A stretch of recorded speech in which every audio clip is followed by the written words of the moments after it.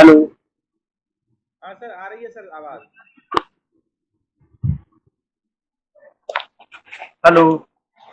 हाँ सर, आवाज आ रही है सर।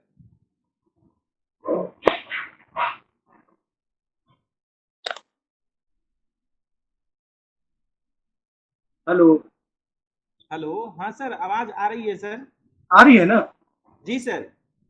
कहीं से छूटा है क्या सर? कोई बोली तो स्टूडेंट कहीं नहीं, छोड़ा है क्या? कोई बोर्ड दिख रही है सर। बोर्ड भी दिख रही है सर अभी। इन्हीं का कुछ छूटा भी है? अभी लिखा रहे हैं सो। सर उससे पहले तो कुछ पता ही नहीं चला सर, अभी आवाज आ रही है आपकी सर। तो एक बार स्टार्टिंग से करना पड़ेगा सर, क्योंकि कुछ पता ही नहीं चला उससे पहले।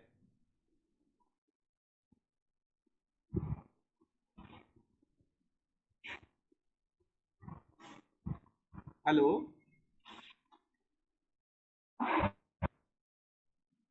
हेलो। हेलो।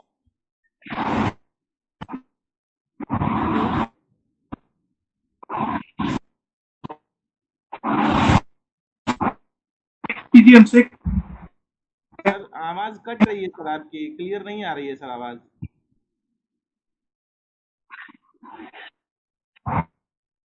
आवाज की। वॉइस ब्रेक हो रही है सर।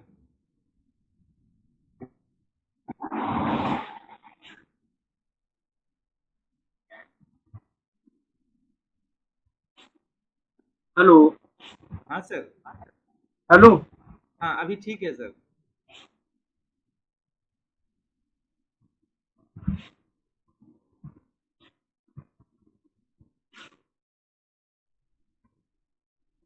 फिर से नहीं आ रही है सर आवाज।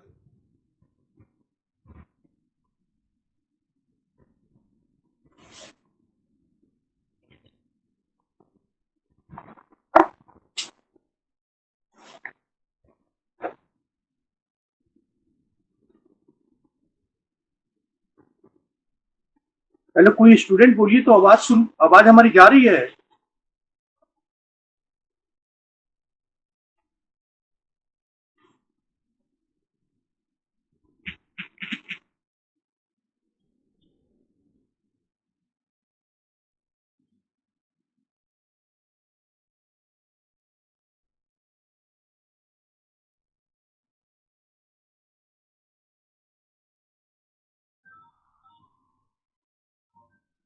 हेलो। जी सर।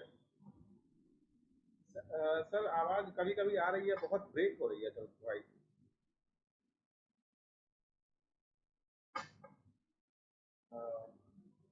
हो सकता है सर, कल शाम में बच्चे लोग बोल रहे थे कि सर का जो छूट गया है कल लिखवा लेंगे, तो वॉइस ही नहीं आ रहा।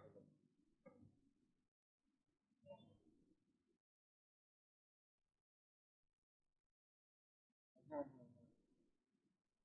तो ठीक ठीक है सर, ठीक है, हम बोल रहे हैं। अंशु। अंशु। सर बोल रहे थे कि अगर हाँ सर अभी फिर से ज्वाइन होंगे, अगर आवाज क्लियरिटी में प्रॉब्लम होगी तो बोलना, है ना। जी सर। आवाज आएगी तब भी बोलना, नहीं आएगी तब भी बोलना, है ना। ठीक है। ठीक।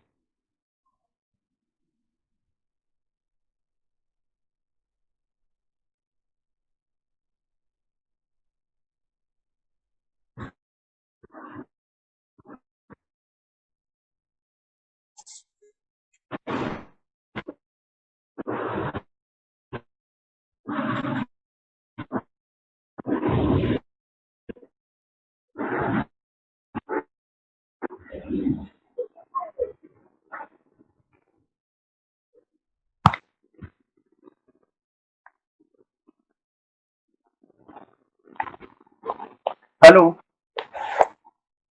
जी सर। आवाज आ रही है? Yes sir. कहीं से छूटा भी है? जितना लिखा रहे थे कहीं पे छूटा हुआ भी है? No sir. अभी चलिए। जो भी बताए अभी कुछ भी समझ में नहीं आया क्या बोल रहे थे थोड़ा देर पहले। फिर से इसको लिखा दे रहे हैं। यहाँ दिक्कत होगा ना, हमें बताइएगा कि नहीं सुन पा रहा है। जी सर। पार्किंसोनिज्म हेडिंग देना है।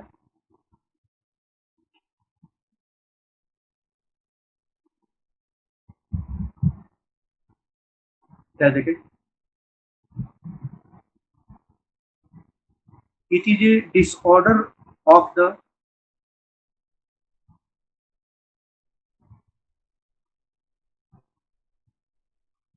it is a disorder of the extrapyramidal system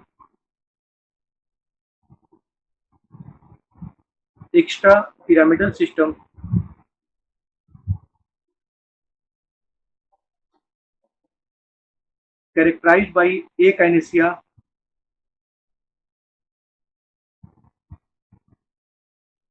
rigidity and tremors.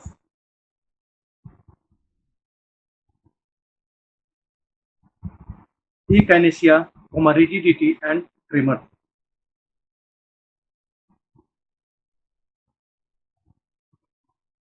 अब हेडिंग देना है aetiology.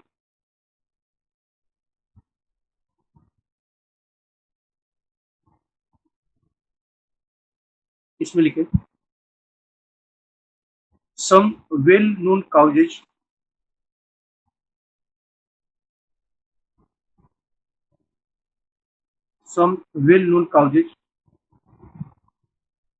of the Parkinsonism are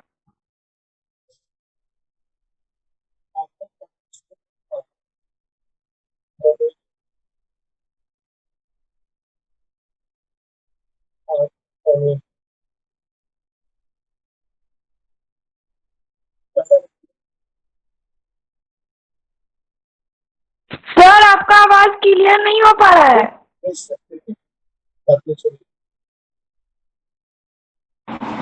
post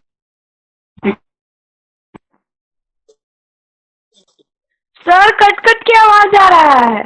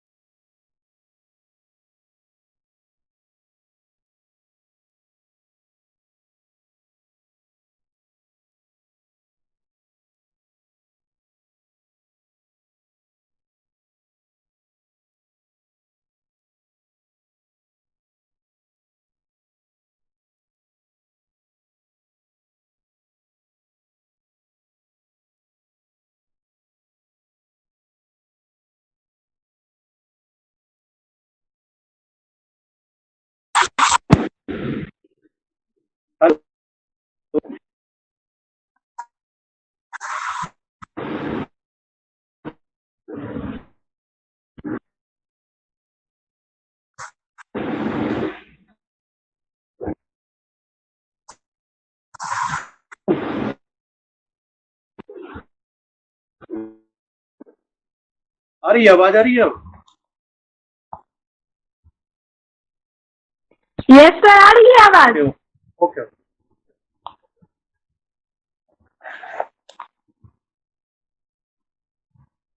पहले हम लिखिए पोस्ट इंसिप्लेटिक पार्किंसोनिज्म।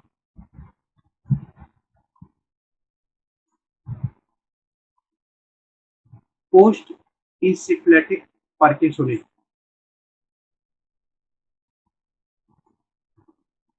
इसमें लिखना है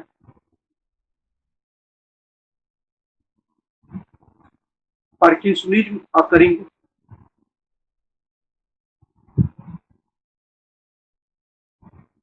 before the age of 40 years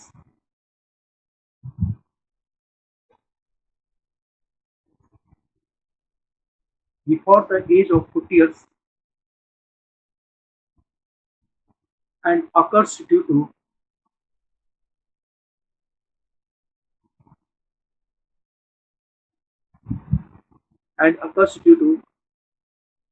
encephalitis,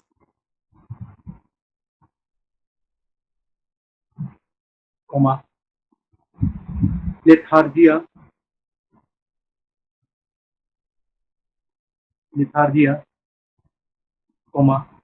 neurosyphilis,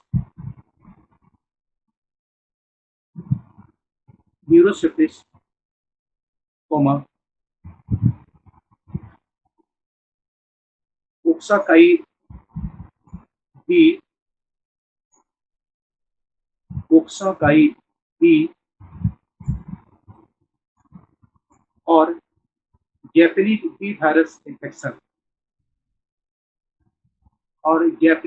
B virus infection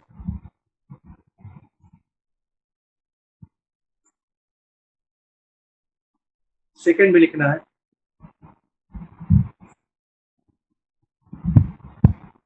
degenerative process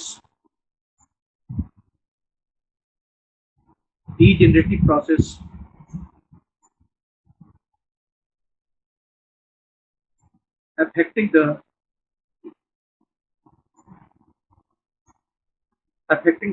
extrapyramidal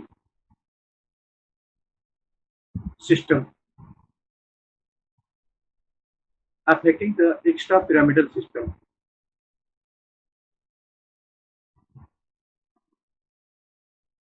इसमें डैश देके लिखना है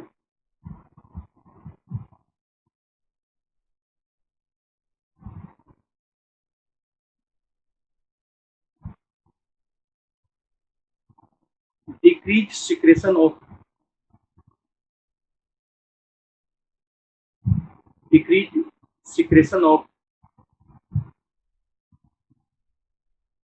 acetyl, decreased secretion of dopamine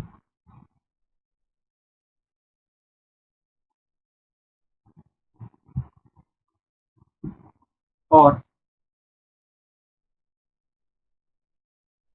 increased secretion of acetylcholine और increased secretion of acetylcholine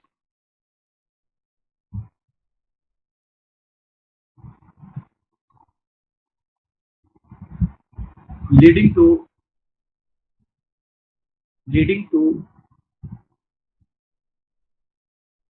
rigidity and tremor.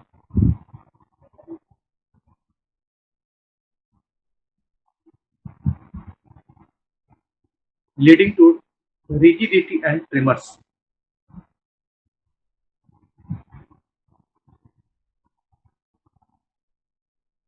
Commonly occur between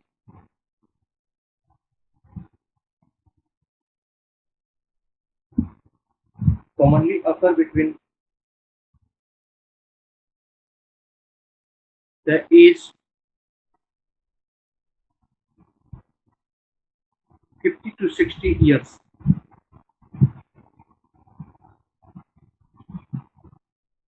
50 to 60 years.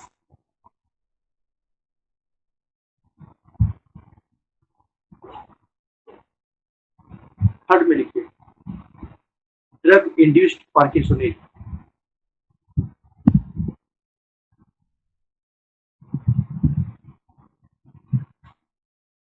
इसमें लिखे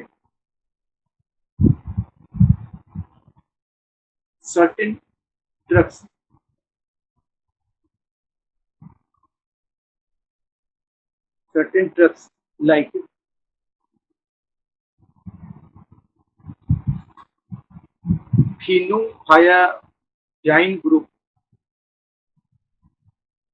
phenothiazine group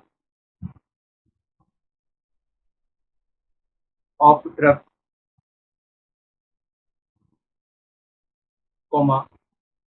reserpine,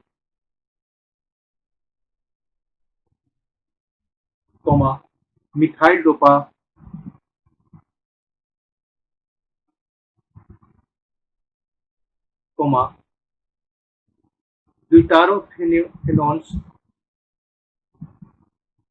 deuterophenones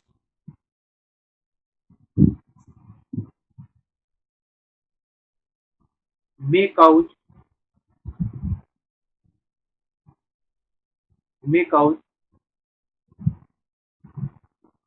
necrosis of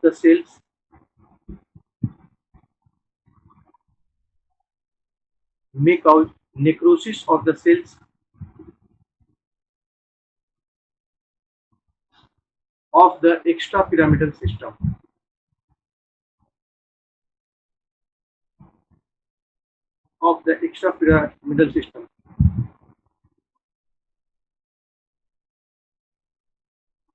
and produce feature of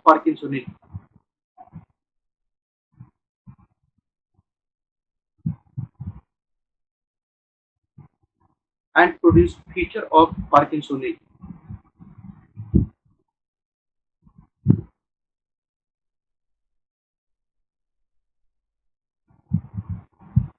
next में लिखिए certain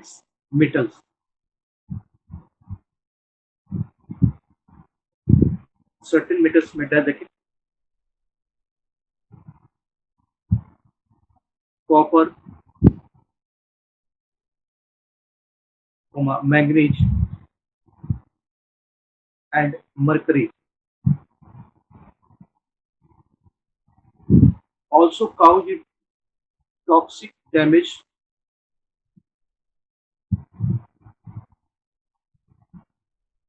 also cause toxic damage to the neurons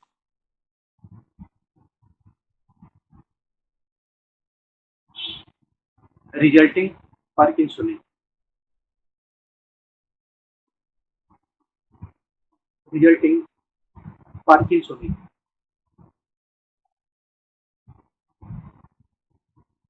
next में other causes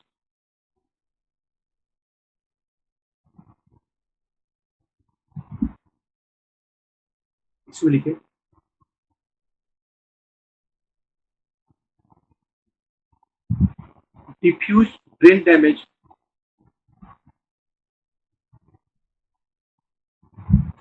diffuse brain damage due to neurosyphilis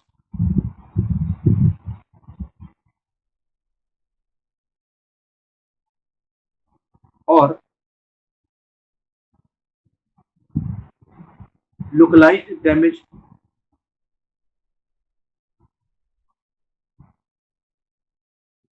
due to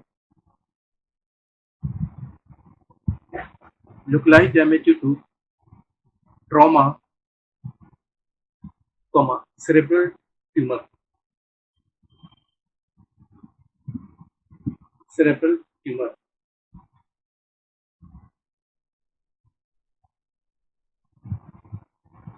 clinical feature heading देना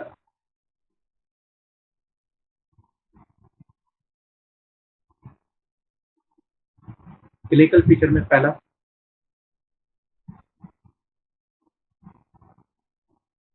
the onset is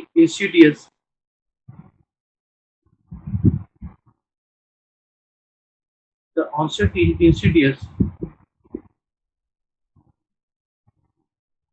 but the disease is progressive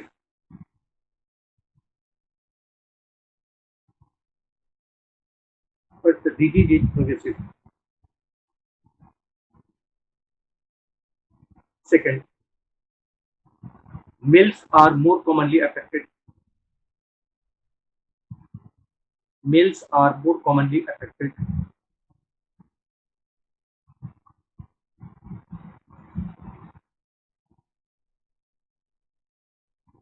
तीसरा में, there are three cardinal symptoms.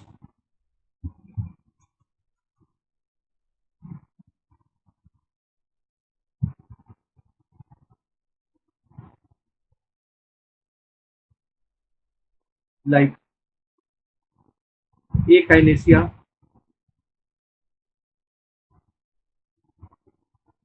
it means slowness of emotion, slowness of emotional and voluntary movement.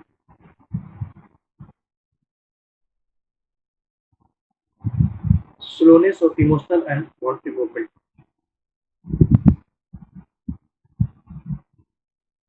Comma, rigidity and tremor. Rigidity and tremors. चौथा में ये,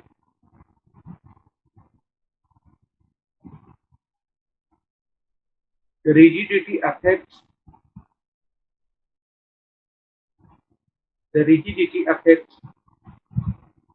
the face, neck and the trunk more than the limbs.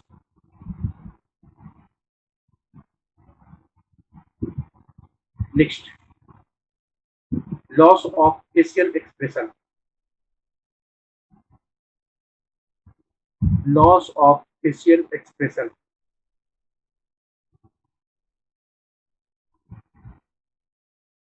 Next, face bears a fixed,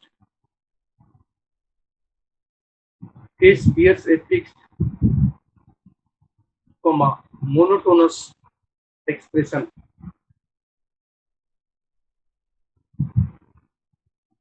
Monotonous expression. Bracket में mask like face. Mask like face. Next में, blinking is infrequent.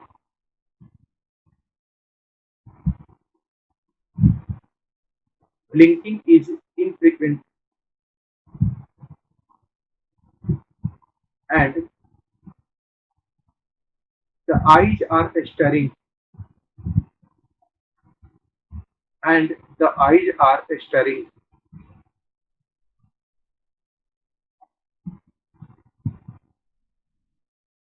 Next,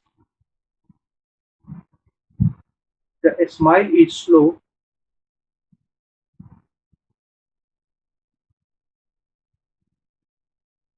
The smile is slow and sustained.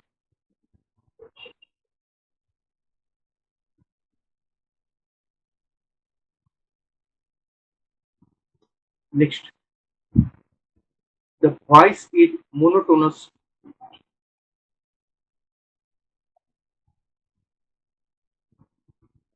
The voice is monotonous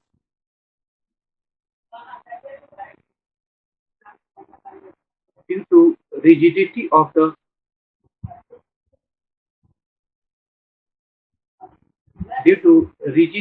the muscles of the tongue,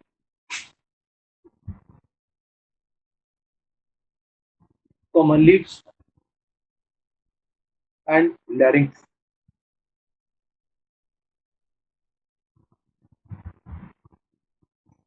Next, a stooping attitude of the body. A stooping attitude of the body.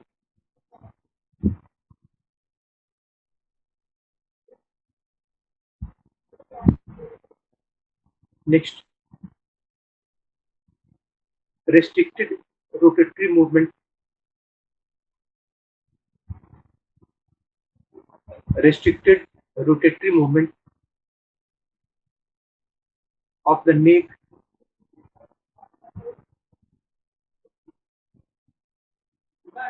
of the neck and the spine.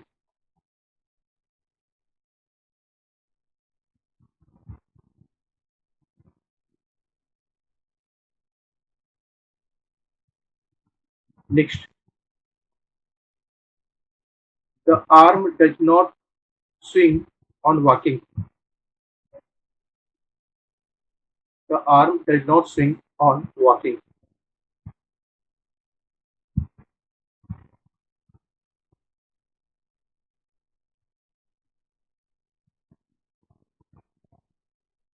Next, the gait is short and supple. The gait is short and supple.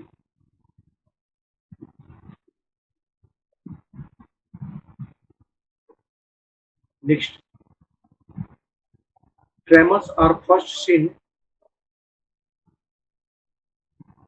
Tremors are first seen in the hand,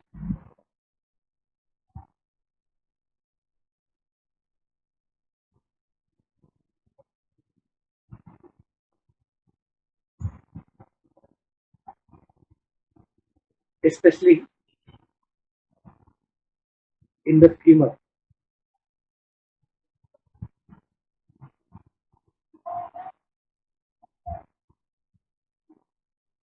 Then affect the head,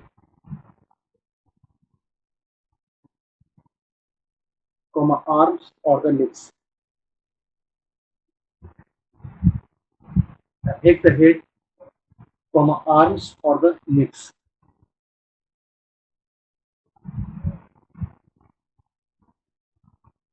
Next, excessive salivation.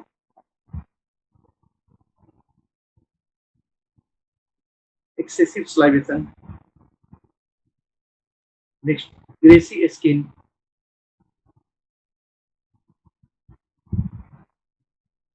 Next, sphincter disturbance.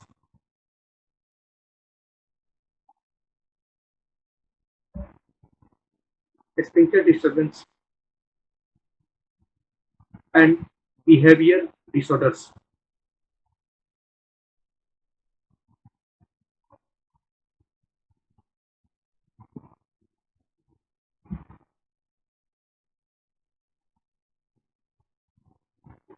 Next, rigidity is jerky. Rigidity is jerky, so-called cogwheel rigidity.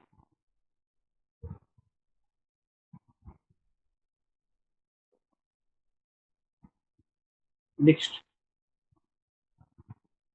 the reflexes are slow.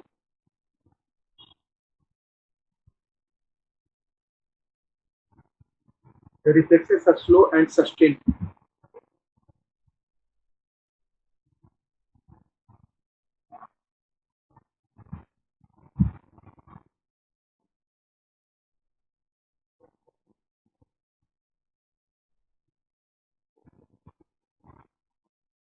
Of headache tenor diagnosis.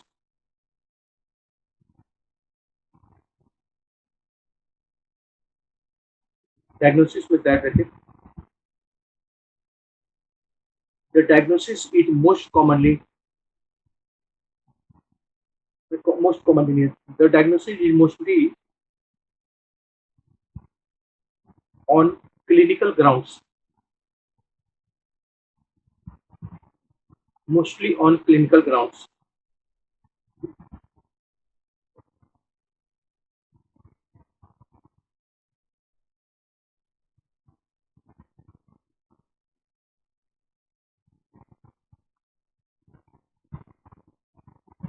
The triad of tremors, rigidity, and akinesia. Akinesia is diagnostic value.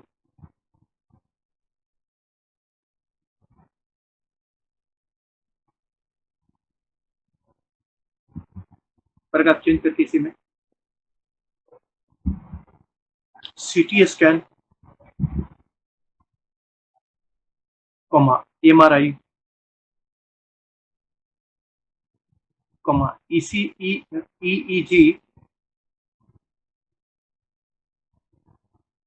EEG, and CSF finding are normal. CSF finding are normal.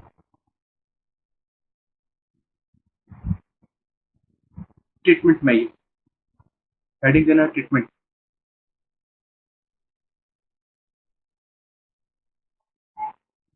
First में general management.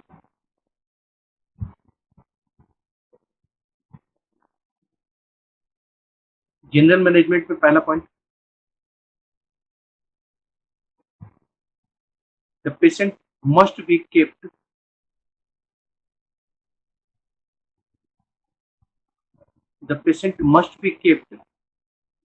एम्बुलेंट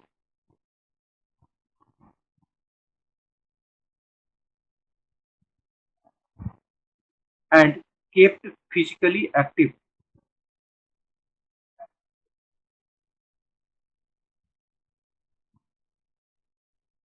Next, gentle massage should be helpful.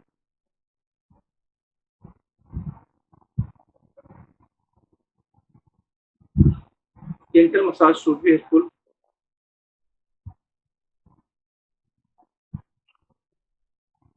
Next, advice for physiotherapy, both an active and passive exercise.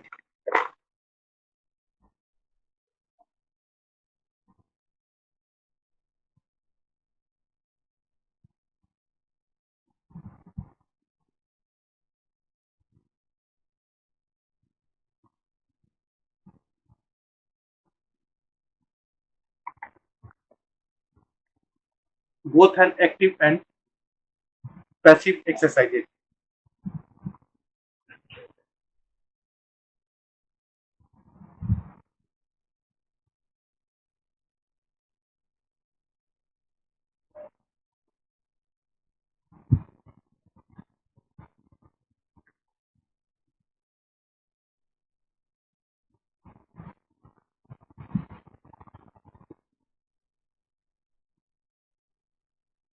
अब आइए specific drugs therapy.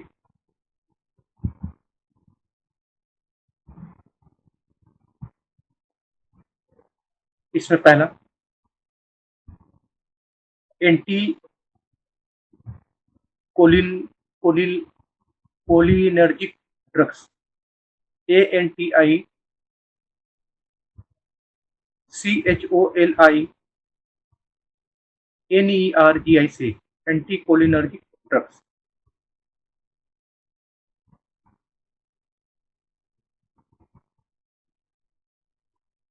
इसमें लिखे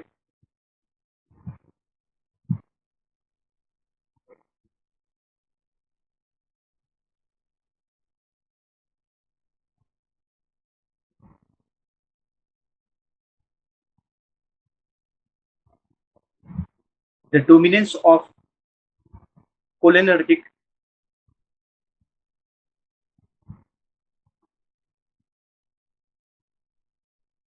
can be minimized.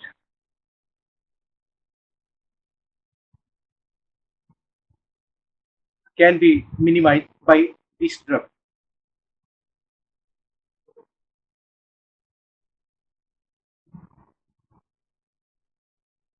The drugs used in this series are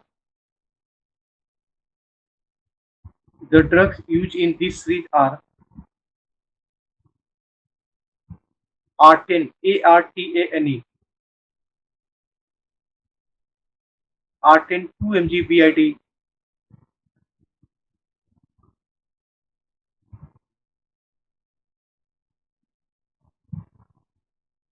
दूसरा drug लिखिए इसी का, कोजेंटाइन 2 mg BID,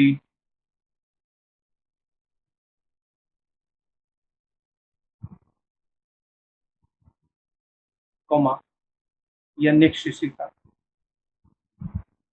केमार्डिन, KEMARDIN, केमार्डिन 4 mg BID,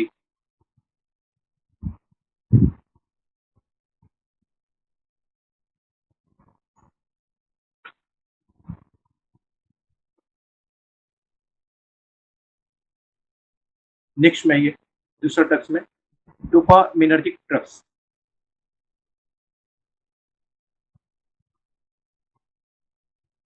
dopaminergic drugs,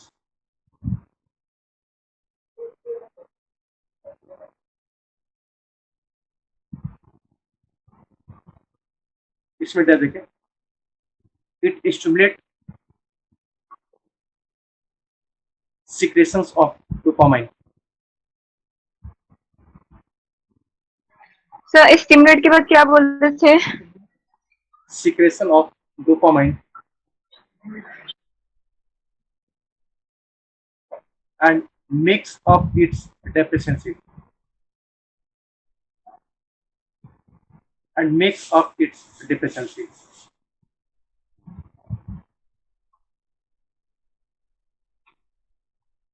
The drugs are L-DOPA, L-DOPA है, bracket में levodopa,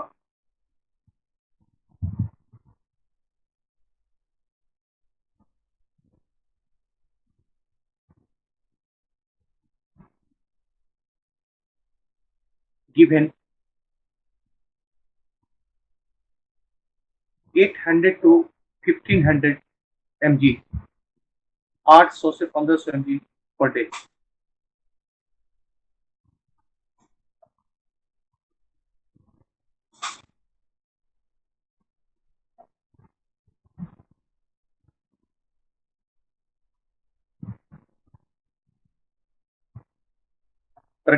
Sometimes given combinations with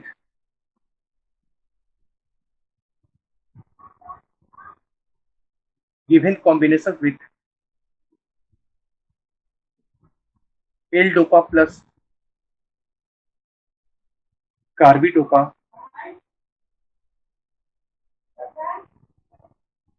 4:1 ratio में, 4:1 ratio.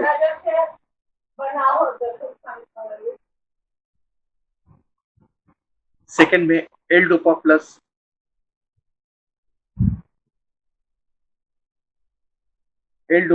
बेंसेराजाइड,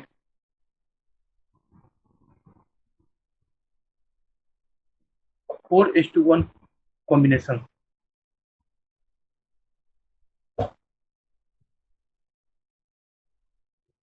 फिर paragraph change. These combinations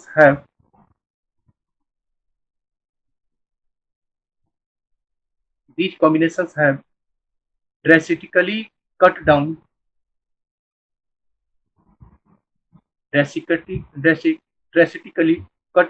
the dose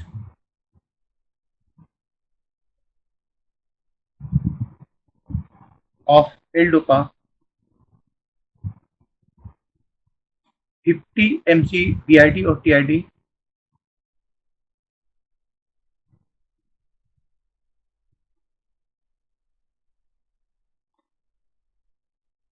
to a maximum of 300 to 400 mg per day. 300 to 400 mg per day. बस हो गया. एक गिलास पानी पी लेते फिर आगे हम दूसरा टॉपिक पढ़ाएंगे.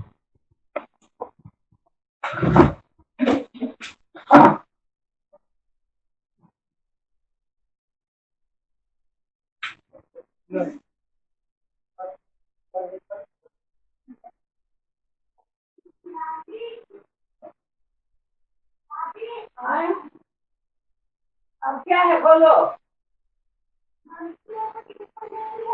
आए कौन बोले रे। हाँ हाँ नीचे है। आए रे हम तो रख कर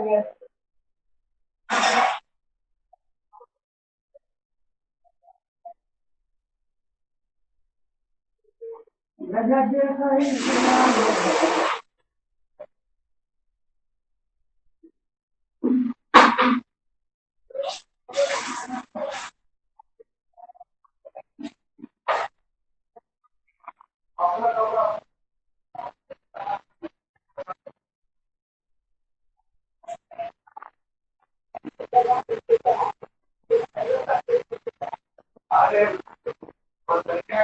बहुत सारी जमा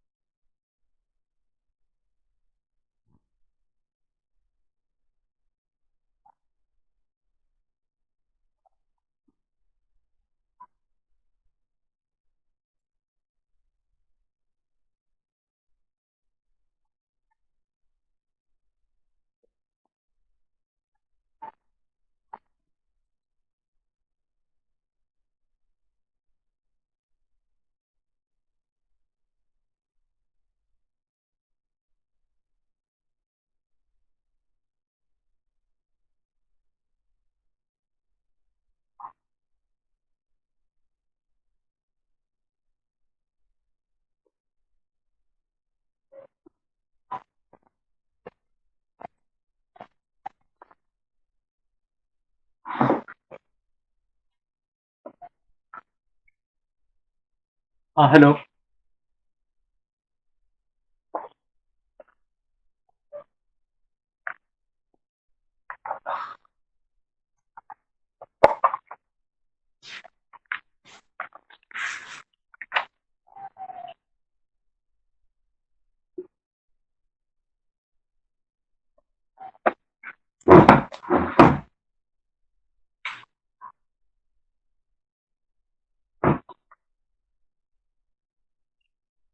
हेलो।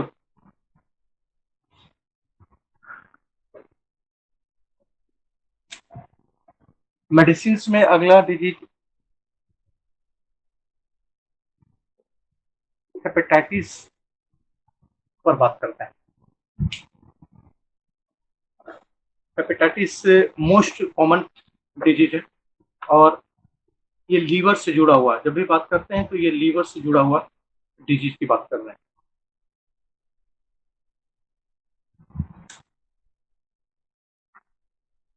है क्या, पहले इसको समझ लेते हैं, उसके बाद जनरली हम लोग बात करते हैं हेपेटाइटिस तो सीधे एक लाइन में बोल देते हैं कि जॉन्डिस हो गया, जॉन्डिस हो गया, जॉन्डिस हो गया। एक्चुअली में जॉन्डिस इसको कोई डिजीज का कोई नाम नहीं है। हेपेटाइटिस दो अलग अलग शब्द को लेकर बना हुआ है। एक हिपैट, हिपैट का मतलब है लीवर, और आइटिस शब्द inflammation.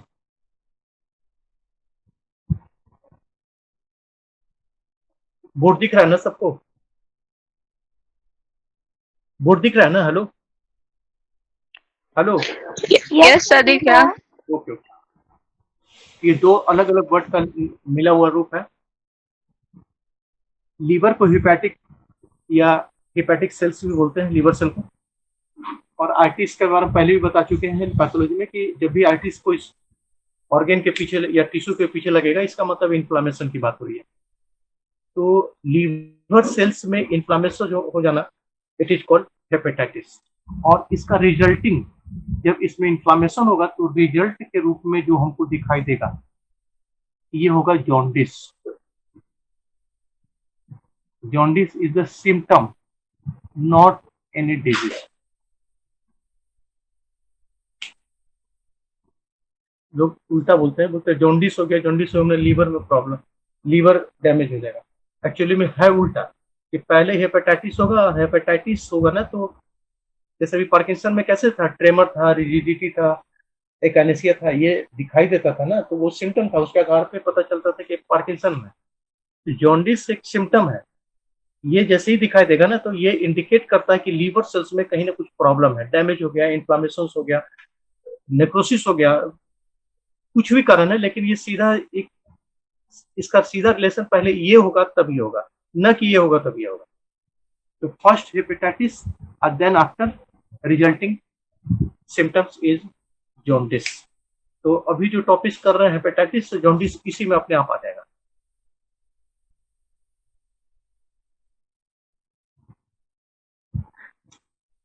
So many couch,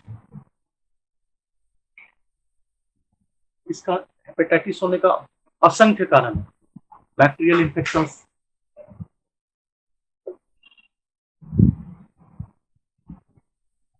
tumour of liver, toxicity, खासकर एल्कोहल दारू पीने में, वायरल इन्फेक्शन, ट्रॉमा। हेपेटाइटिस होने का ऐसा बढ़ेंगे तो 50 कारण सामने आ जाएगा।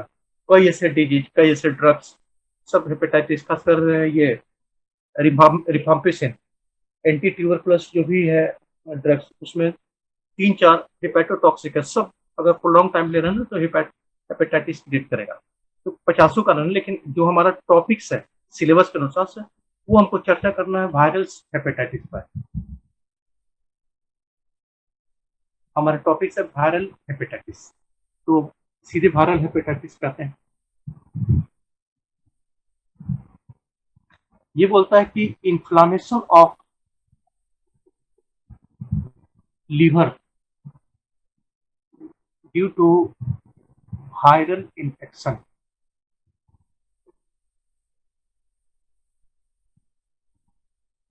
Of liver. अगर वायरल हेपेटाइटिस की बात करते हैं तो एक लाइन में पहले बात खत्म करना होगा कि इन्फ्लामेशन ऑफ लीवर और liver cells due to viral infections, मतलब कोई ना कोई यहाँ पे वायरस है, और वो वायरस स्पेसिफिक वायरस है। ज्यादातर वायरस सिस्टेमिक होता है। सिस्टेमिक का मतलब उसका इफेक्ट सर से पांव तक है, जैसे कोरोना है, सर से पांव तक इफेक्ट कर रहा है। इन्फ्लुएंजा है, सर से पांव तक इफेक्ट कर रहा है। चिकन पॉक्स है, सर से पांव तक इफेक्ट कर रहा है। लेकिन कुछ स्पेसिफिक वायरस होता है ना, वो खास जगह पे ही असर करता है।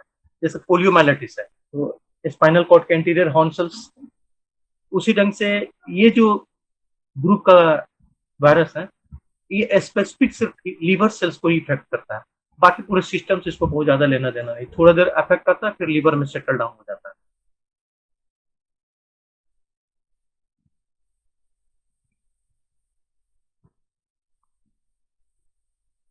अब वायरल इन्फेक्शन से टाइप्स, कितने तरह का टाइप्स ऑफ वायरल हेपेटाइटिस।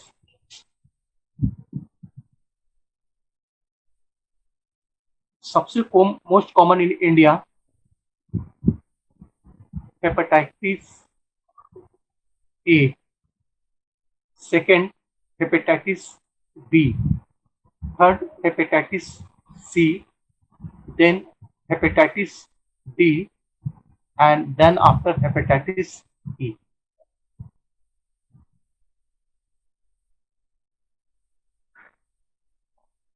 पांच तरह का hepatitis infections, viral infections human beings में देखने को मिले। खासकर हम इंडिया की बात कर रहे हैं, तो इंडिया में मोस्ट कॉमनली हेपेटाइटिस ए है, हेपेटाइटिस बी है। हेपेटाइटिस ए का टाइम अब हो चुका, जैसे बरसात शुरू का हेपेटाइटिस का सिम्टम आना शुरू होता है कई लोगों में। हेपेटाइटिस बी है, हेपेटाइटिस सी है, हेपेटाइटिस डी है और हेपेटाइटिस ई है। अब इसके लिए कौन कौन वायरस जिम्मेवार है? ये डिजीज हो गया या इन्फेक्शंस, और इसके लिए जिम्मेवार वायरस हो गया HAV, ये HBV, इसमें HCV, इसमें HDV और इसमें HEV, इसमें T से डेल्टा होगा। इसका मतलब हुआ कि हेपेटाइटिस ए वायरस नाम उसी के आधार पर पड़ गया है। हेपेटाइटिस ए के लिए responsible virus hepatitis A virus, B के लिए responsible hepatitis B virus HBV, hepatitis C के लिए responsible virus HCV, hepatitis D के लिए रिस्पॉन्सिबल हेपेटाइटिस डेल्टा वायरस या HDV, एंड इसके लिए हेपेटाइटिस ई वायरस। तो इसी के आधार पर या इसके आधार पर इसका क्लासिफिकेशन किया गया है, या इसके क्लासिफिकेशन के आधार पर ये वायरस का नाम पड़ गया है। तो जो वायरस है इसमें थोड़ा भी परेशान होने की जरूरत नहीं है। HAV से लेकर HEV तक, ए से लेकर ई तक, दोनों तरफ तो कॉमन वर्ड है HH, लास्ट में VVV है, सिर्फ बीच में आपको ABCDE डाल देना। टी का सिर्फ स्पेसिफिक नाम है, डी से डेल्टा वायरस है, बाकी सबका कोई स्पेसिफिक नाम नहीं है। तो it is the classification of virus and responsible viruses. अब आ जाते हैं अलग अलग है बात कि हेपेटाइटिस ए का कॉजेटिव फैक्टर अलग होगा, हेपेटाइटिस बी से लेकर ई तक कॉजेटिव फैक्टर अलग होगा, माने कि एक अलग कारण से होगा, अब बाकी ये सब जो है ना एक कॉमन कारण से होगा। ये यहां से यहां तक इसका कॉमन काउज है, लगभग सब एक ही तरह से होता है, लेकिन हेपेटाइटिस ए डिफरेंट काउजेज, इसका जो कॉजेटिव फैक्टर होगा ये इन चारों से अलग होगा। ठीक है, अगर सिम्टम की बात करें, क्लिनिकल फीचर की बात करें, तो same in almost same in all 5 infections. जितने पांचों तरह का हम दिखा रहे हैं सब में clinical feature same to same, लगभग सेम टू सेम आ जाएगा, 99% सेम टू सेम आएगा, लेकिन सिवियरिटी डिफरेंट कर जाएगा। More severe in more severe in HBV, hepatitis B virus infections, उसमें क्लिनिकल फीचर्स बहुत वर्स्ट इफेक्ट में आएगा, सबसे वर्स्ट इफेक्ट में आएगा, और उससे थोड़ा कम हेपेटाइटिस ए में आएगा। सबसे ज्यादा ये dangerous clinical features worst effect में हेपेटाइटिस बी में आएगा, इससे थोड़ा कम सीवियर में हेपेटाइटिस ए में आएगा, और हेपेटाइटिस से कम सी और डीई तो वेरी कॉमन है। डीई इंडिया का है भी नहीं डिजीज, ए बी और थोड़ा सा सी भी भारत में मिलता है, डीई अनकॉमन है, नहीं मिलता तो किताब लिखता ही नहीं कभी, अनकॉमन है, मतलब बहुत रेयर टू रेयरेस्ट किसी को हो जाता है। अब एक एक करके सबका कॉजेटिव फैक्टर पर बात करते हैं। पहले हेपेटाइटिस ए पर बात करेंगे।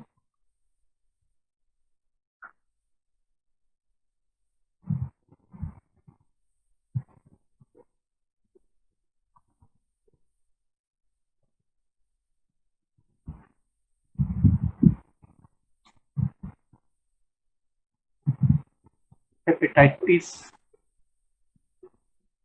ए एकदम कॉमन जॉन्डिस, जनरली बरसात के दिन में अभी जो ओवरफ्लो करेगा, नाला भर जाएगा, तालाब भर जाएगा, इस समय ये बहुत ज्यादा वर्स्ट इफेक्ट में देखने को मिलेगा।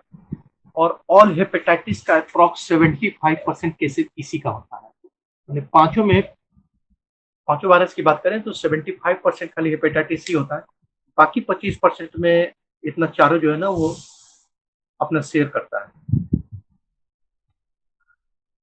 इसका काउज क्या है? सबसे कॉमन काउज है ओरल फेकल रूट।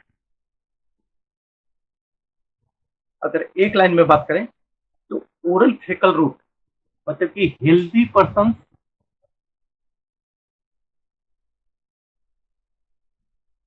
पर्सन का ओरल और इन्फेक्टेड पर्सन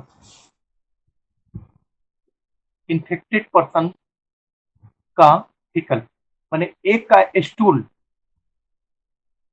जो इन्फेक्टेड था, वायरल ए से इन्फेक्टेड था, इसके स्टूल किसी भी तरह से ओरल ऑफ हेल्दी पर्सन, वह पर्सन जो हेल्दी है उसके मुंह में चला गया, मैंने इसका स्टूल किसी भी रास्ते से एक नॉर्मल पर्सन के माउथ में चला गया और सरवाइव कर गया, उसकी इम्यूनिटी को परफोरेट किया, बहुत सा कारण से परफोरेट करके वो उसमें सरवाइव कर गया।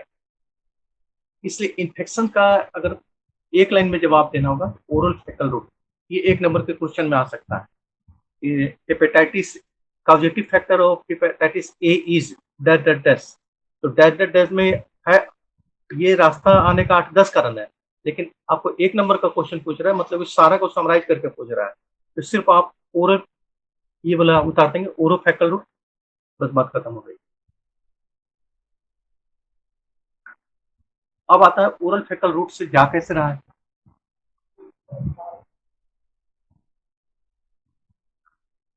कई ऐसे सोर्सेस हैं जिसको द्वारा एक इन्फेक्टेड पर्सन का दूसरे पर्सन में जा सकता है। ये इन्फेक्टेड पर्सन को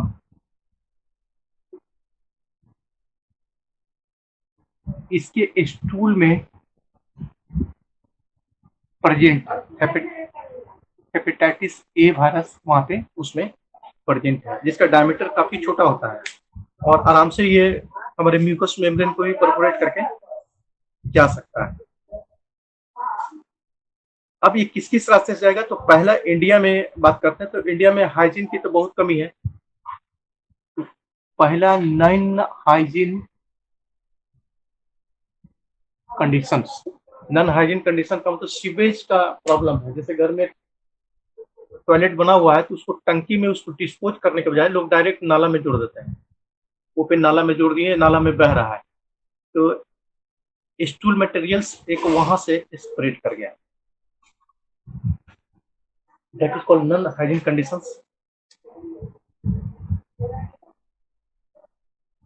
इस अगर ये स्टूल पास आउट हो रहा है ओपन में, इसका मतलब है फ्लाई, मक्खी इस पर बैठ सकता है, अगर नहीं बैठा ठीक है।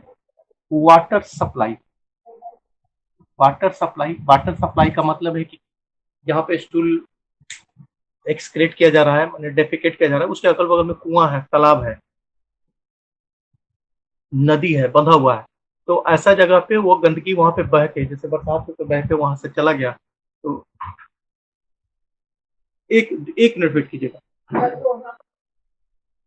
वहाँ चलो ना, हमरा दिक्कत हो गलो आज बरसा में बिहान। अरे आवाज आ रही बोलो। हाँ आवाज आ रही बोलो। हाँ वहीं चल जा।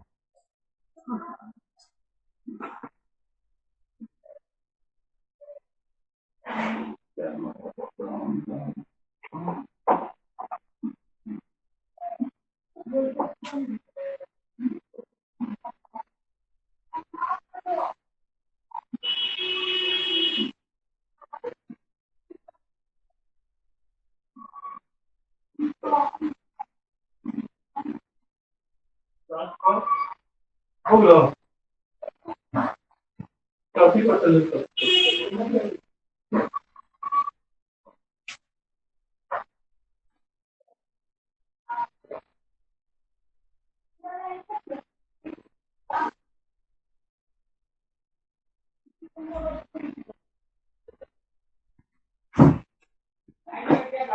हाँ हेलो,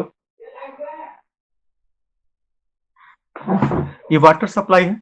वाटर सप्लाई में मान लेते हैं ये तो चला गया, बरसात हुआ या नाला उसमें गिर रहा है उससे चला गया।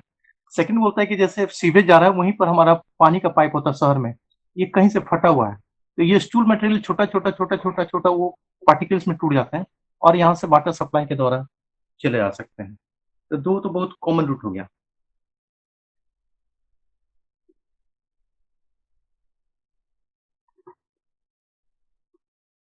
तीसरा बोलते हैं कंजस्टेड या over crowd area. Over crowd जितना ज्यादा भीड़ भाड़ रहेगा या एक मकान में जितना ज्यादा लोग रहते हैं, एक से दूसरे में फैलने का संभावना उतना ही ज्यादा है। उसके बाद मेला, पिलिग्रिम्स, कहीं मेला लगा हुआ है या पिलिग्रिम्स कोई बहुत बड़ा धार्मिक अनुष्ठान कहीं हो रहा है जहाँ पे हजारों लोग आ रहे हैं जा रहे हैं, तो उस जगह पे भी एक दूसरे से स्प्रेड करने के खतरा बना रहता है कि ओपन में खाना बनेगा, ओपन में स्टूल्स डेफिकेट करेंगे लोग, ओपन में पानी पियेंगे, तो वहां पे भी इस ढंग की संभावना बहुत ज्यादा बनी रहती है। तो ये बहुत कॉमन कॉजेज है, एकदम से रोज हम लोग देख रहे हैं। तो बरसात इसीलिए जोड़ा जाता है ना कि बरसात में ये सब ओवरफ्लो होगा ना, तो एक जगह से दूसरा जगह स्प्रेड करने में बहुत इजी हो जाएगा।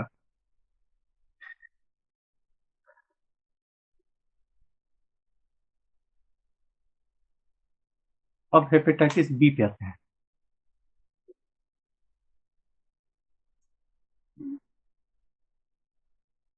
या हेपेटाइटिस सी, टी और ई, ये चारों का कॉमन कॉज है और ये जब भी स्प्रेड करेंगे तो पैरेंटल रूट,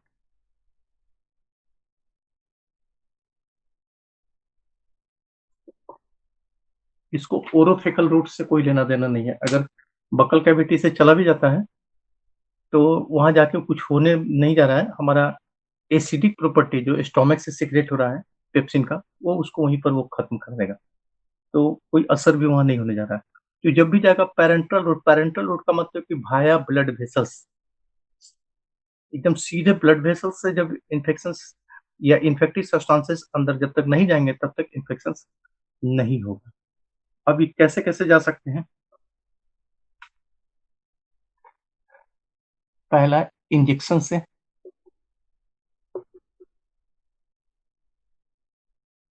दूसरा close contact of infected persons, दूसरा ड्रग्स एब्यूज,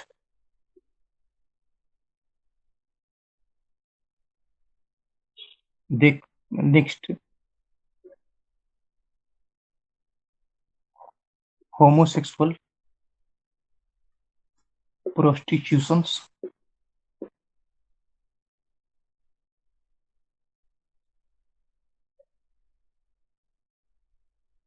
उसके बाद कई बार तो स्वेट के बाद आ गया डेली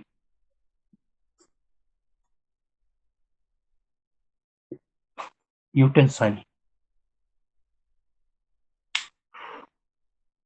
इंजेक्शंस एक ही निडल्स एक पर्सन को दे रहे हैं, बाय मिस्टेक दूसरे से चुभ जा रहा है। खासकर जो लैब में काम कर रहे हैं, ब्लड कलेक्शन के दौरान से निकाले, गलती से उन्हीं के हाथ में चुभ गया या फिर कोई दूसरे पर्सन को लग गया तो डायरेक्टली, या फिर इंजेक्शन दे रहे हैं डिस्पोजेबल्स सिरिंज का इस्तेमाल नहीं किया जा रहा है, एक ही निडल बार बार इस्तेमाल किया जा रहा है, तो उससे भी खतरा बढ़ जाएगा। सेकंड आता है close contact to infected persons. Close contact मतलब उसके परिवार के लोग होते हैं, एकदम बिल्कुल क्लोज पर्सन्स हैं, तो एनी टाइम उनके संपर्क में रहेंगे तो हो सकता है कि वो ओपन वुंड हो या फिर और भी कई कारण हो सकते हैं, जैसे उनका डेली यूज किया हुआ सामान हो गया, तो इसके द्वारा एक जगह से दूसरी जगह ये एक से दूसरे में ट्रांसमिट कर सकता है। इसको यहाँ पे हम डिटेल कर दें कि डेली यूटेंसाइल में हो गया उनका टॉवेल हो गया, उनका ब्रश हो गया, उनका टंग क्लीनर हो गया, कई बार उनका बर्तन हो गया, तो रेजर हो गया। ये सब चीज अगर एक पर्सन परिवार का दूसरे इस्तेमाल कर रहा है तो ये इन्फेक्टेड हो जाता है, और इन्फेक्टेड जब भी हेल्दी पर्सन इस्तेमाल कर रहे हैं तो उसमें स्प्रेड कर सकता है। तो क्लोज कॉन्टेक्ट और डेली यूटेंसाइल एक दूसरे से सीधा सिमिलर रिलेशन रखता है। उसके बाद होता है ड्रग एब्यूज। ड्रग एब्यूज का मतलब ऐसा नहीं कि कोई दवा खा लेने से हेपेटाइटिस भी होता है, इसका मतलब होता है ड्रग्स एडिक्ट्स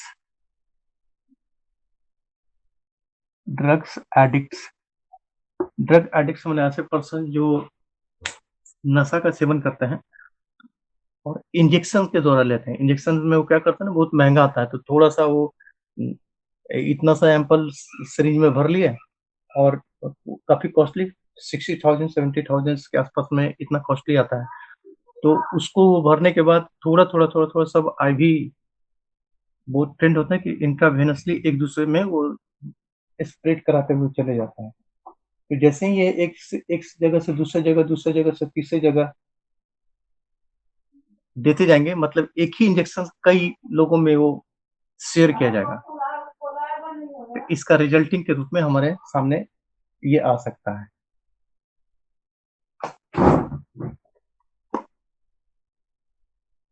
यही चला का जो यही चला यही चला ना चला।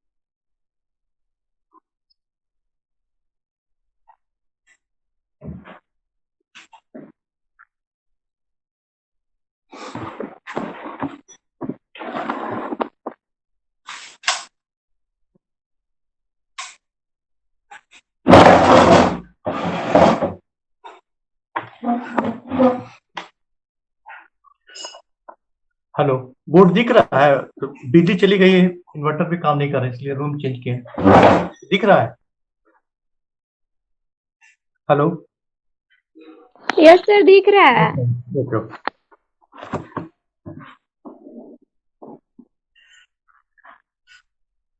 हम लोग ड्रग एब्यूज में, तो ड्रग एडिक्ट्स इंजेक्शन एक दूसरे को ट्रांसमिट किया। उसके बाद नेक्स्ट आता है स्वेट पर। कई बार देखा गया कि हेपेटाइटिस बी जो है, बी क्या सी डी ई सब, लेकिन हेपेटाइटिस बी ज्यादा, स्वेट उसके पसीना से, जो एकदम इन्फेक्टेड एक्टिव फेज में है, उसके पसीना से भी एक से दूसरे में वो स्प्रेड कर जाता है। उसके बाद है इस जगह पे आते हैं, इस जगह में same to same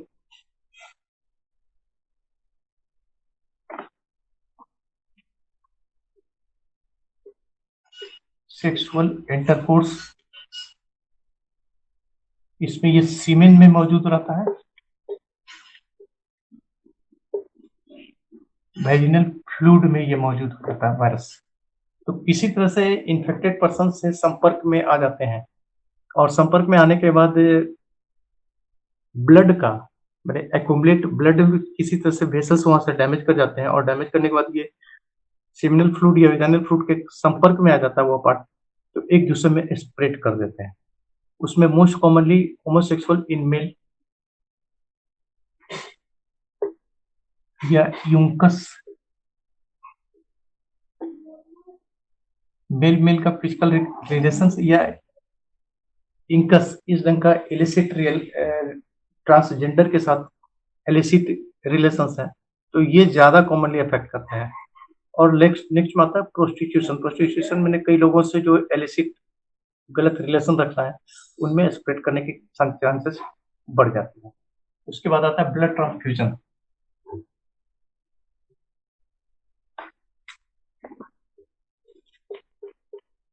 blood transfusion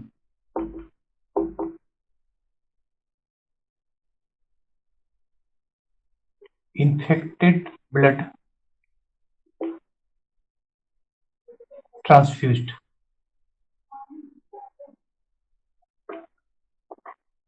बिना जांच किए हुए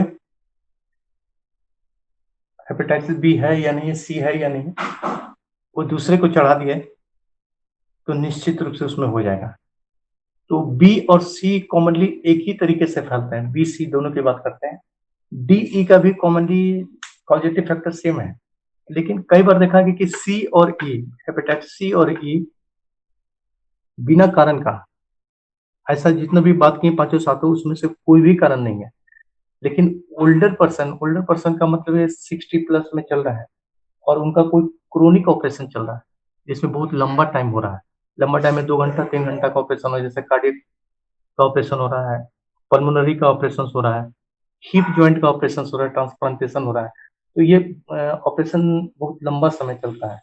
तो अपने आप देखा कि बिना किसी कारण का ऐसे पर्सन में कई बार हेपेटाइटिस सी या हेपेटाइटिस ई वहां पे प्रेजेंट हो जाता है, जबकि और कोई कारण नहीं है, न तो इंस्ट्रूमेंट इन्फेक्टेड था, न तो डॉक्टर से चूक हुई, न तो ओटी में कोई चूक हुई है, सब कुछ स्टेलाइज और सिस्टेमिक वे में हुआ। लेकिन फिर भी ऑपरेशन के बाद अगर जांच कराया जाता है तो कई बार ये प्रेजेंट सी और ई वहां पे अपने आप प्रेजेंट हो जाते हैं। इसके बारे में अभी तक नहीं जाना जा सकता कि क्या कारण है।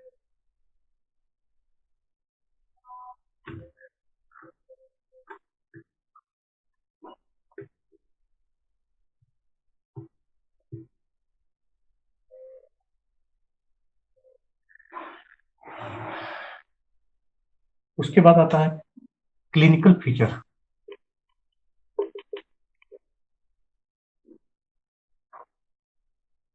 क्लिनिकल फीचर इसका अलग अलग ग्रुप में डिवाइड किया हुआ है।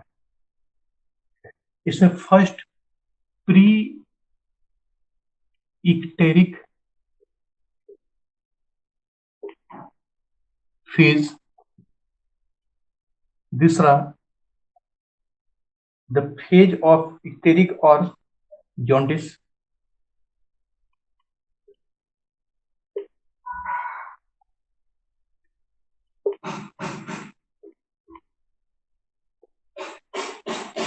इक्टेरिक फेज, और थर्ड स्टेज ऑफ कन्वल्सन्स।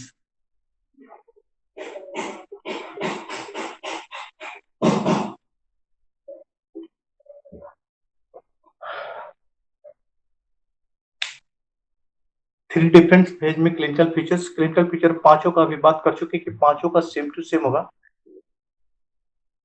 सिर्फ सिवियरिटी का डिफरेंस रहेगा। सबसे मोस्ट सिवियर बी, उससे लेस सिवियर हेपेटाइटिस है, और उससे लेस सिवियर सी, ऐसा करके ये घटता हुआ चल जाएगा सिवियरिटी। तो सभी पांचों का पांचों इन तीनों स्टेज से गुजरेंगे, और इन तीनों स्टेज में अलग अलग सिम्टम्स हमारे सामने दिखाई देगा। अब एक एक करके तीनों पर बात करते हैं, तीनों में क्या क्या हम देखेंगे। तो फर्स्ट हमारे सामने आता है प्री इक्टेरिक स्टेज। अगर इसकी बात करें तो बिफोर प्रेजेंटेशन ऑफ जॉन्डिस, ये जो फेज हो गया, ये जॉन्डिस आने के पहले का फेज हो गया। फिर इसकी बात करते हैं तो जॉन्डिस, हम बताते हैं ना कि सिम्टम के रूप में जॉन्डिस आएगा। तो जॉन्डिस आने के पहले बहुत सा चेंजिंग हमको दिखाई देगा एक एक करके, और वो सब को हम लोग प्री एक्टेरिक स्टेज में रखते हैं। लेकिन जैसे ही जॉन्डिस प्रेजेंट हो जाएगा तो प्री एक्टेरिक स्टेज अपने आप ये खत्म हो जाएगा। तो ये जो स्टेज है हेपेटाइटिस ए में, हेपेटाइटिस ए की बात करें तो 7 to 14 डेज का रहेगा, 7 से 14 दिन का रहेगा। लेकिन यही हेपेटाइटिस बी में चल जाएगा तो 15 डेज to 45 डेज का होगा। प्री एक्टेरिक स्टेज हेपेटाइटिस ए में 7 से 14 दिन में ये खत्म हो जाएगा, उसके बाद जॉन्डिस को फेज आ जाएगा। लेकिन हेपेटाइटिस बी में करें तो ये बड़ी लंबा समय तक जाएगा, ये 15 दिन से लेकर 45 दिन तक जाएगा, और हो सकता है किसी में 15 दिन तो किसी में 30 दिन तो किसी में 45 दिन के बाद ये फिर जॉन्डिस के रूप में, मैंने एक्टेरिक स्टेज में चला जाएगा। अब इस स्टेज में क्या क्या होता है वो देखते हैं।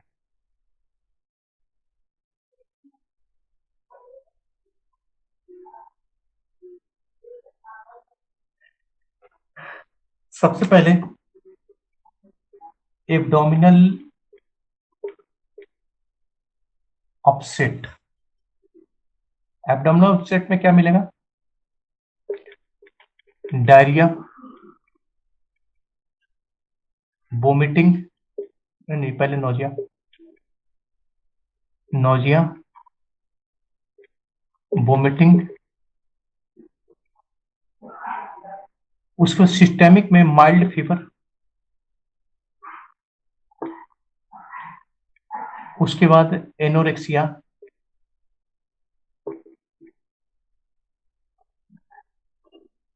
एनोरेक्सिया में lethargy,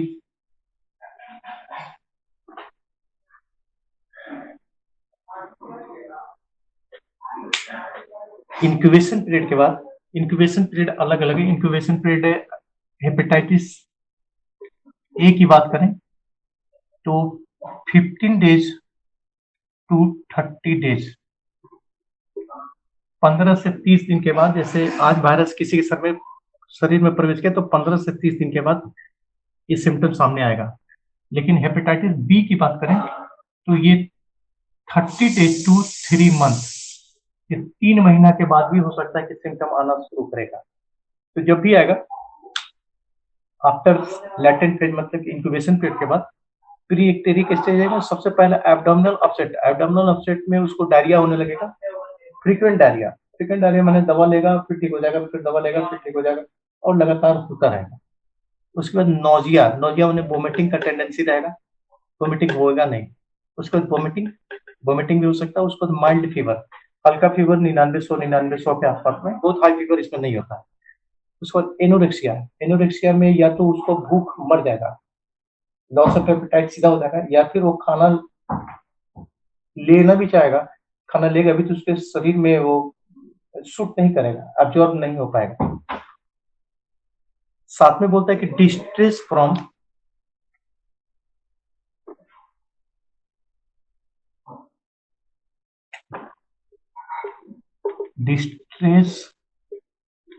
from food and smoking.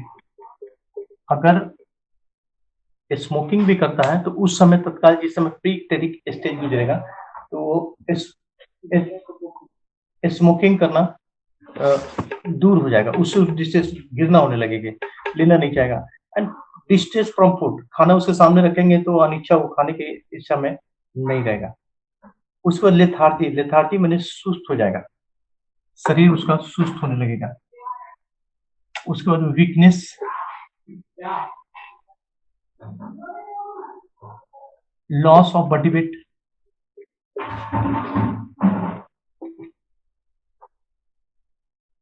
उसके बाद रैसेस ऑन बॉडी। रैसेस का मतलब कि कहीं कहीं कहीं कहीं उसको जुलपित्ती डेवलप करना शुरू कर जाएगा। और आर्थाल्जिया,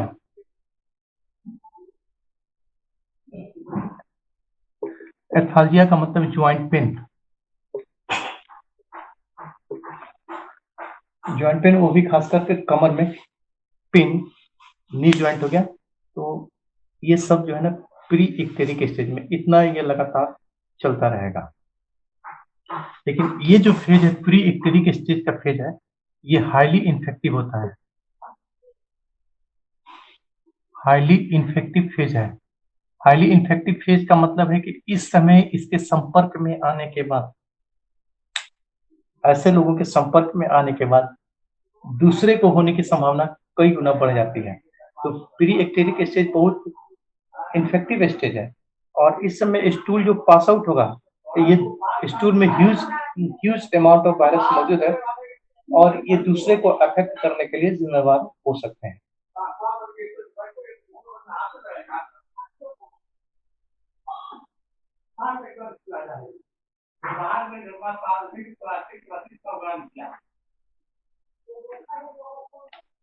उसके बाद आता है सेकंड इक्टेरिक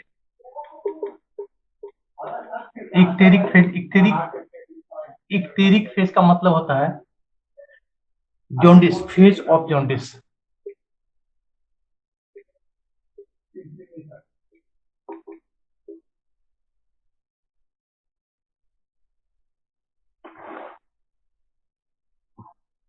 ये अब सेकंड फेज आ गया।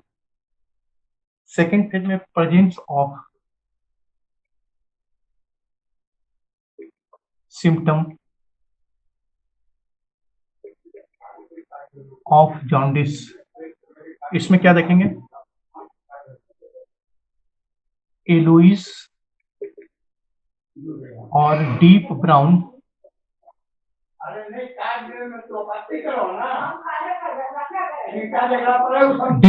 Deep brown colour of voided urine. अगर यूरिन जो पास आउट कर रहा है वो एकदम बिल्कुल डीप कलर माने सरसों का तेल जैसा, या फिर yellowish colour, due to present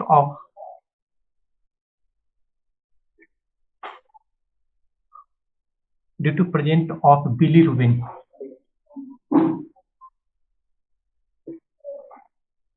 bilirubin के एक्सेसिव सिक्रेशन की वजह से ये या तो येलो हो जाएगा, या फिर वाइली माने सरसों वाइल जैसा एकदम डीप ब्राउन कलर का हो जाएगा। उस वक्त स्टूल की बात करते हैं।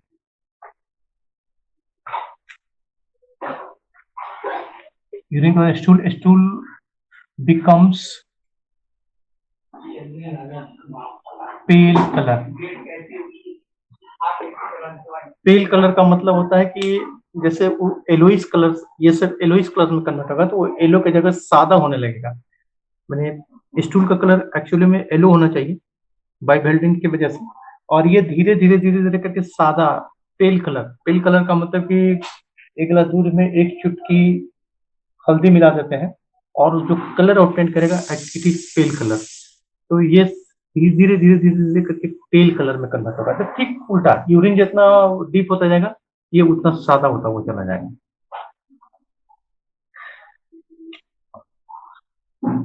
उसके बाद yellowish colouration of skin, mucous membrane,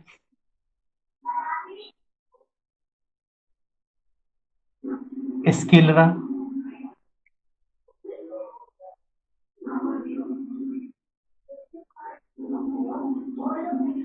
nil,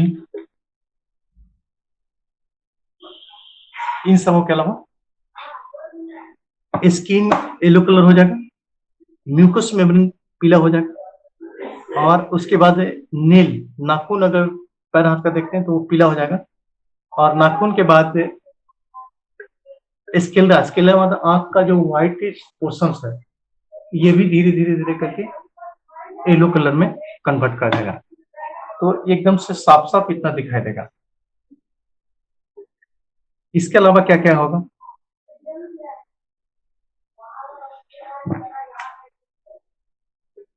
liver is tender and palpable. Right hypochondrium का मतलब ये एब्डोमेन हो गया,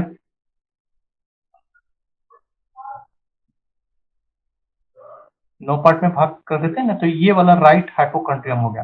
तो ये जो पोर्शन है ये टेंडर, इसको दबाने से दर्द करेगा और पाल्पेट करेगा, यहाँ पे टटोलेंगे तो लीवर वहां पे सूजा हुआ महसूस करेगा, तो लीवर पाल्पेबल हो जाएगा एंड वहां पे टेंडर हो जाएगा, एकदम साफ साफ वहां पे दर्द महसूस होगा।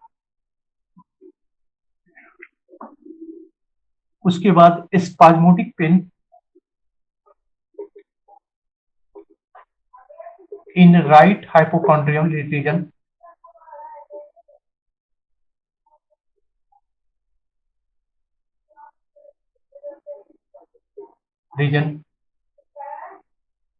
due to pain and stricture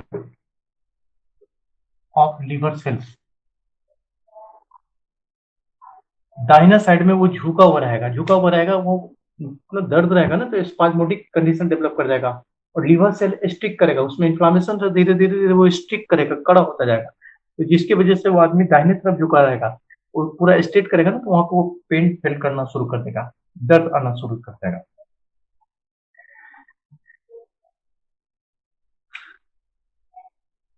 other symptoms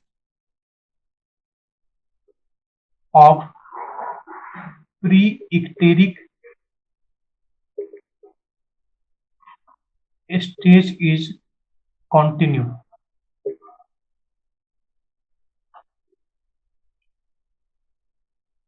इसका मतलब है कि प्री एक्टेरिक स्टेज में बाकी सब कुछ देखे थे, फीवर था, नोजिया था, वोमिटिंग था, डायरिया था, फूड एंड स्मोकिंग से डिस्ट्रेस था, वो सब कंटिन्यू रह जाएगा, पुरपुरिक रैसेस था, ये सब का सब कंटिन्यू, वीकनेस था, सब कंटिन्यू रह जाएगा। ये स्पेशल फीचर होगा और उसके बाद ये सब कंटिन्यू हो जाएगा, सेम टू सेम रह जाएगा।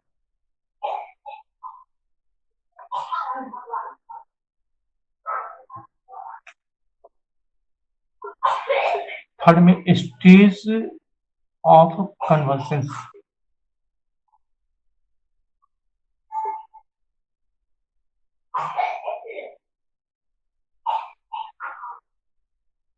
स्टेज ऑफ कन्वर्सन की बात करें तो ये it is the restoring phase. Restoring phase मैंने धीरे धीरे धीरे धीरे अगर जान बच जाती है, इसी बीच में जो कुछ होना हो जाएगा, इक्टेरिक फेज तक आते थे, और अगर जान बच जाती है तो धीरे धीरे करके सब कुछ नॉर्मलाइजेशन, सब धीरे धीरे धीरे करके नॉर्मल स्टेज में आना शुरू कर जाएगा। अब क्या क्या नॉर्मल स्टेज में आना शुरू हो जाएगा? सबसाइडिंग फीवर, फीवर धीरे धीरे खत्म होने लगेगा। Skin mucous membrane, nail and sclera colour becomes normal gradually।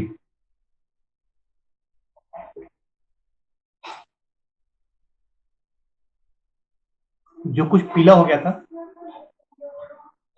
धीरे धीरे करके, ग्रेजुअल का मतलब धीरे धीरे धीरे करके सब फिर से वापस अपने कलर में लौटना शुरू हो जाएगा।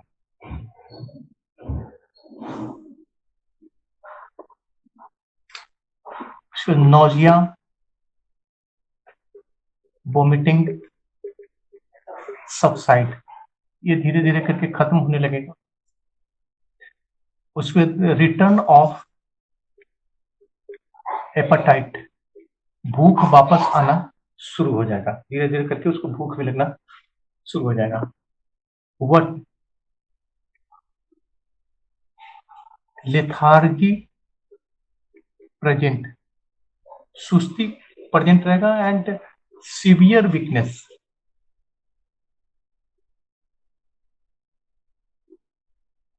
for prolonged time.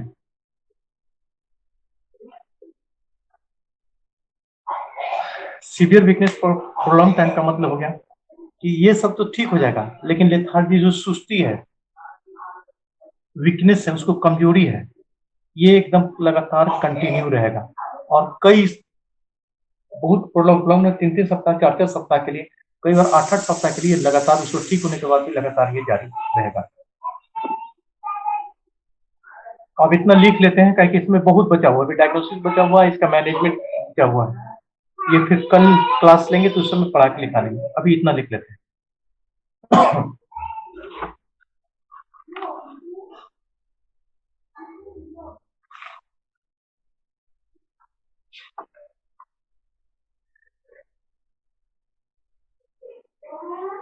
हेडिंग देना है viral hepatitis.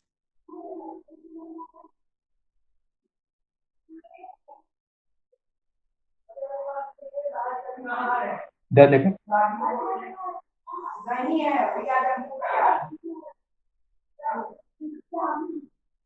viral hepatitis is an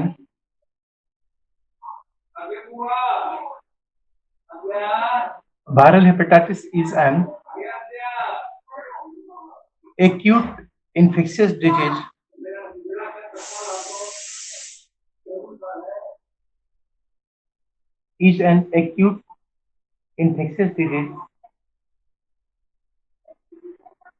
caused by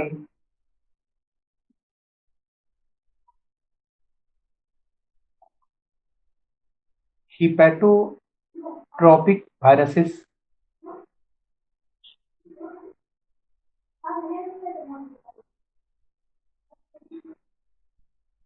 and characterized by febrile jaundice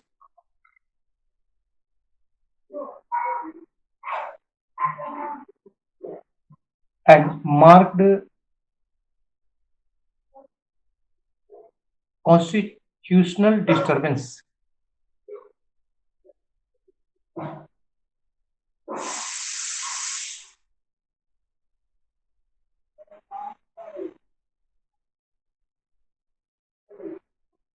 It is the commonest cause of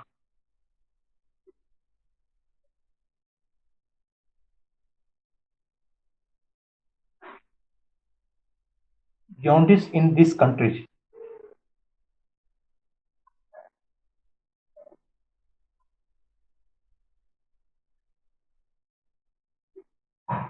Jaundice in these countries.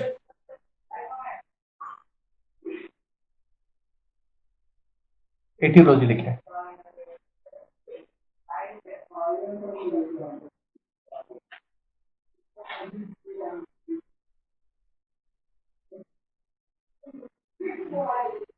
Etiological factor is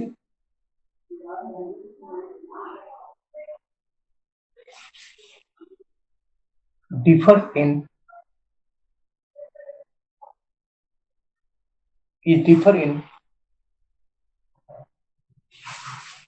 different type of viruses.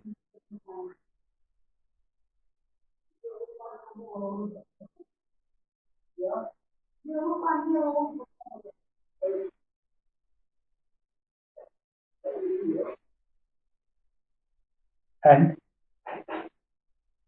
depends upon classifications.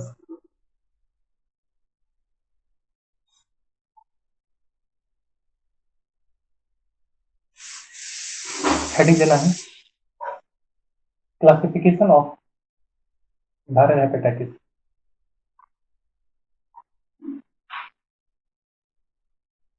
Classification of viral hepatitis.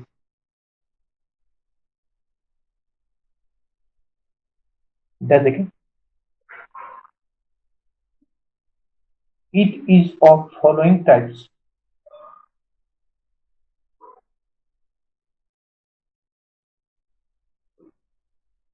It is of following types.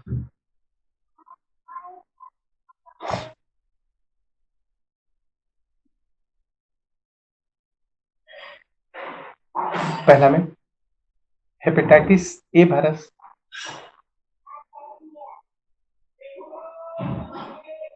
Does again caused by hepatitis A virus,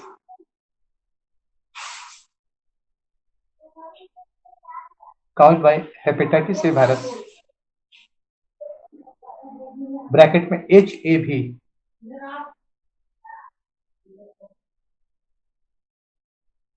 full stop. It is an RNA virus of, it is an RNA virus of the picorna group.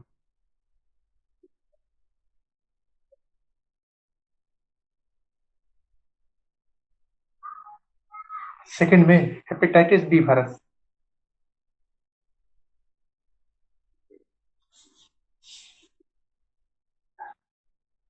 Cause by, देखें hepatitis B virus,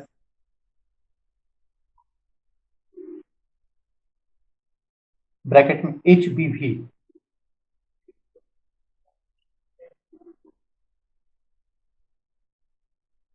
full stop. It is a DNA virus,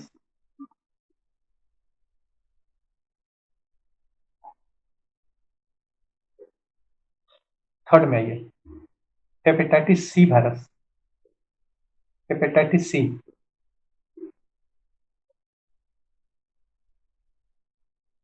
देखें it is caused by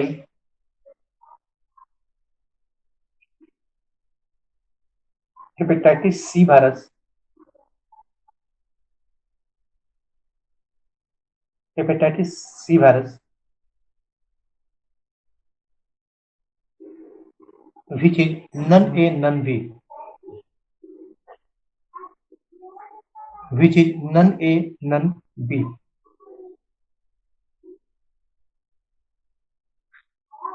next में hepatitis D virus,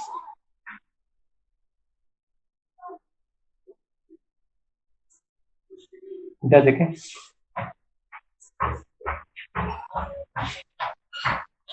caused by delta virus,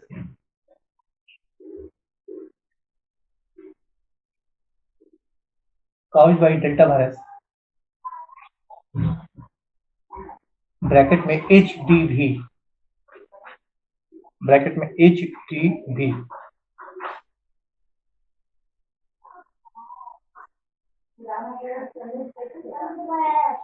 next में hepatitis E virus,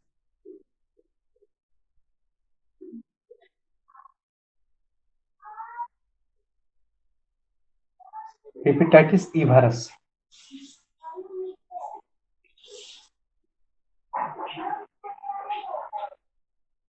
देखिए caused by, sorry hepatitis E खाली लिखना है, डज लिखना, caused by hepatitis E virus,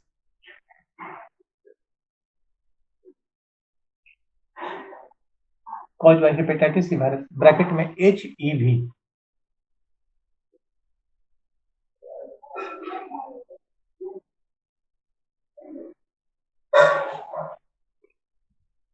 अब पैराग्राफ चेंज करके हेडिंग देना है, causative factor of hepatitis A virus, causative factor of hepatitis A virus,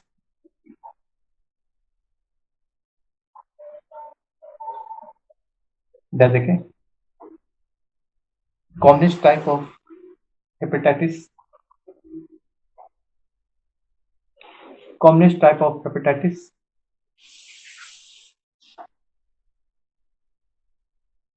seen in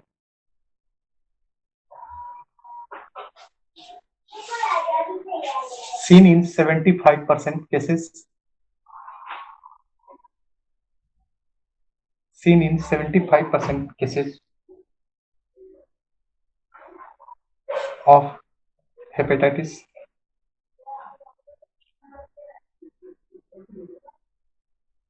Next, the disease is transmitted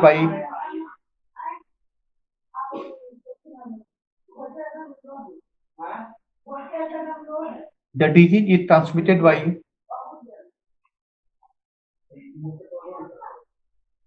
orophycal route.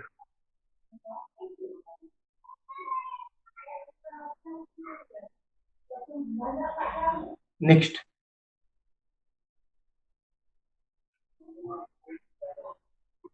the source of infection being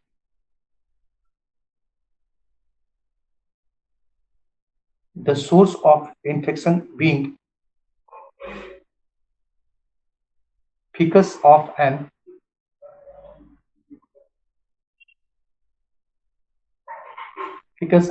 infected person.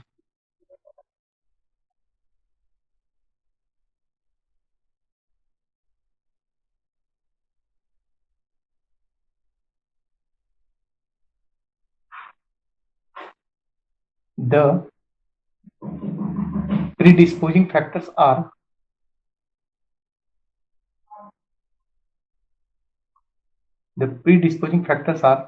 इधर देखें, endemic in India,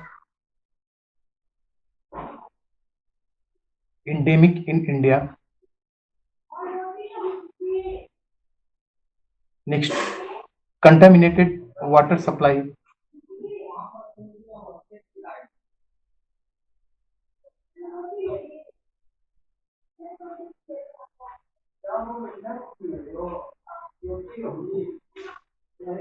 next, unhygienic living conditions,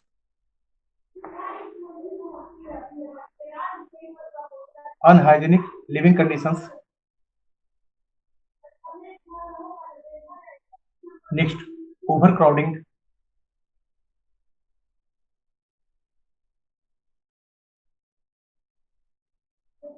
next,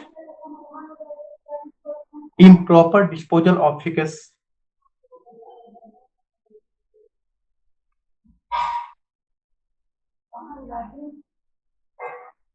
next,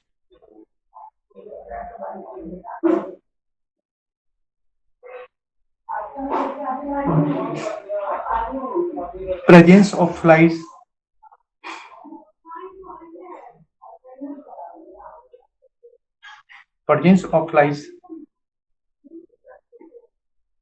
spreads it.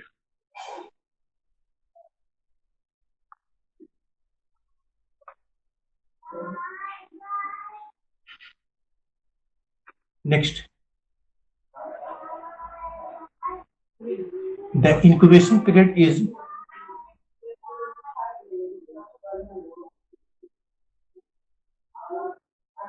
14 to 40 days, 14 से 40 दिन, roughly 1 month.